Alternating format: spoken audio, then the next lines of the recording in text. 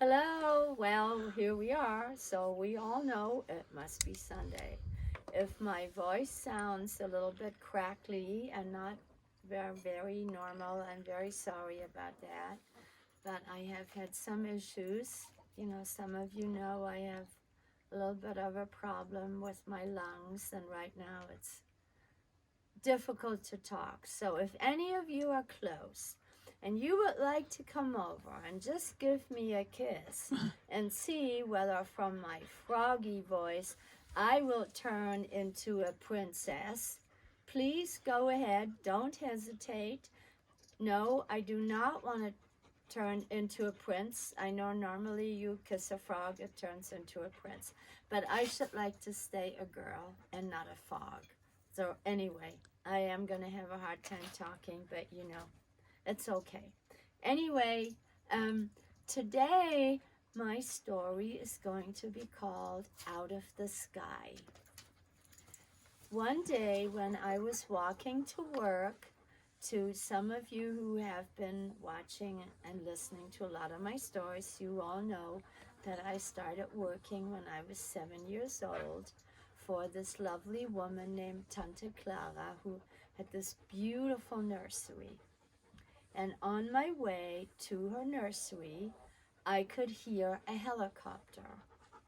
And that was quite common because I don't know whether that was part of the Marshall Plan that the Americans had instituted, which gave us free food at school, but they also frequently would have these little helicopters that looked more like dragonflies fly over where we lived, and then they would throw packages down. So they were care packages. They were tossed out of the planes.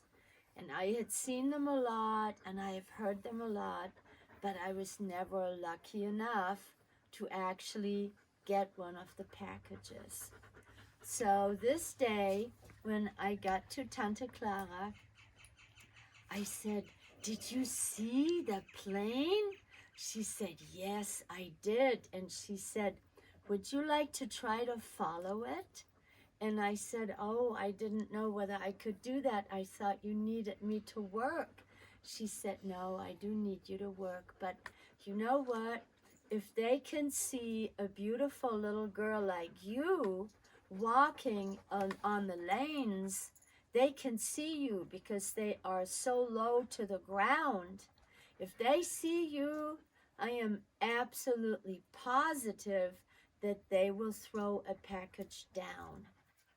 So I thought, oh my God, this is going to be so incredible. My mother's going to be so surprised, and so will my dad and my grandma. So I took off and I started to look up in the sky, and I would wave and I walked down the lane, and then all of a sudden they did throw something, but it didn't land in the lane. It landed in one of the garden plots like we had. So obviously, I couldn't get that. And I thought, well, that's okay.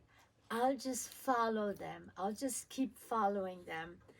And they finally, I could tell that they saw me because I was waving and somebody was almost like hanging out on the edge and waving. And I thought, oh my God, he knows I'm here. This is so amazing. And then, sure enough, I could see him throw out a package. And as I was running to get it, some other kids had seen it and they were coming over. And my heart was just pounding. I thought, oh my God, no, I think that's my package. I think that's mine. And boy, I don't know, I must have had a guardian angel because these were much older kids and they could run a lot faster than I could, but boy, I got it. And then when I did get it, they tried to take it away from me. And I remembered, and some of you, I'm sure, some of you have watched most of my stories. You know what my dad taught me about to defend myself, and it was that take your right fist and hit them on the nose, and then you take your left one and you go under the chin. And I thought, I don't really like hitting somebody. It sort of hurts my knuckles. But if they want to take my package, no, it's mine. And the largest boy said, "Come here, you give that to me, you little brat." And I thought, well, this worked once in school when I knocked out the kid that was a lot older than I was. And so I'm just going to do that again. And sure enough, I hurt my hand. Oh, my knuckles hurt. But I hit him so hard, blood spurted out of his nose. And all the other kids were going, "Oh, my God, that little brat, you're a brat." And then I thought, well, that's too bad. And then I got him under the chin. And then I grabbed my package and I ran off as fast as I could. So when I got to the nursery, Clara said, "What happened to you? You've got blood on your hands. Are you hurt?" And I said, "No, Tante Clara, I'm not hurt. But they tried to take my package. And so I had to hit the boy that tried to take it." And she gave me the biggest hug. She started laughing. She said, "Oh, I remember your papa taught you how to hit a boy, didn't he?" And I said, "Yes. It's like this on the nose and I like that under the chin." And then his nose was bleeding, and that's why I have blood everywhere. And she said, "Oh, I do love you so much. I really wish that you were our little girl, but sort of, I guess you are." And she said, "Oh, come on in. I have to clean you up. And I'm going to make you a nice cup of hot chocolate. And I'm going to put some whipped cream on it because you are so courageous. And look at the package. But let's not open it up. When you go home, you have your mother open it up so she can see what's in it. But it's probably gonna be flour and sugar and maybe salt, maybe pepper, maybe coffee. Then your mother will really be happy." And she said, "I think that a lot of times they put," she said, "Haven't you had a package like that before?" I said, "Yeah, we have gotten one from America from my aunt." And I said, "There was this yellow stuff in a plastic bag." And Tante Clara said, "Oh, those are powdered eggs when it's yellow." And I said, "Oh, yeah, that's right." And she said, "You know what? Your mother is going to be so proud of you." And that's when the hot chocolate was ready and we were sitting in the kitchen, and she put the whipped cream and the hot chocolate, and then she said, "Here, come here, sit down."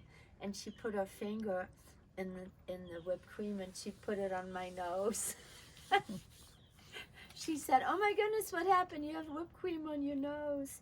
And I said, "Well, Tante Clara, didn't you just put it there?" She said, "Oh no, it was an angel. An angel came by and gave you a kiss." And I said, "Oh, I did not know that's what that was." And she said, "Yeah, that's what happened." She said, "Well, you know what? I think I have some cake. I think I have a slice of pound cake." So she gave me a piece of pound cake. She said, "Oh, it's so dry. Let me toast it." So she put it in this funky old toaster, and then she said, "Dip it in your hot chocolate because then it'll be really delicious." And she said, "Okay, and after you're done with that, though, you have to go work." And I said, "Oh, of course, because I work till 7, don't I?" She said, "Yes, you do." And she said, "Well, this was a good day, wasn't it?" I said, "Yes. My mother is going to be so surprised. I'll put it on her bed because by the time she gets home, I'll be fast asleep." And that's exactly what I did. And that's my story for today. Thank you for listening and subscribe, and I will see you next Sunday. Thank you.